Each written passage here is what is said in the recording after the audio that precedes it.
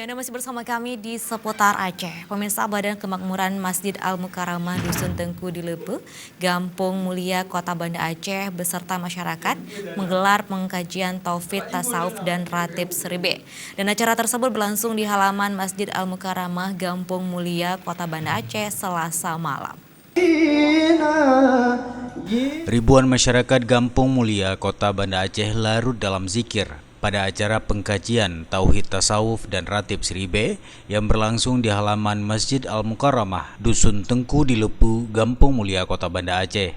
Acara pengkajian Tauhid, Tasawuf dan Ratib Seribe dihadiri langsung oleh Abuya Syekh Amran Wali Al-Khalidi yang merupakan pimpinan pusat Majelis Pengkajian Tauhid Tasawuf Asia Tenggara. Kehadiran Abuya disambut oleh Imam Musyik Masjid Al-Mukarramah dan ribuan masyarakat Gampung Mulia. Abuya Syekh Amran Wali Al-Khalidi dalam tausiahnya mengajak semua umat Islam dan warga negara Indonesia, baik pejabat dan rakyat, senantiasa berzikir. Bertambah keimanan,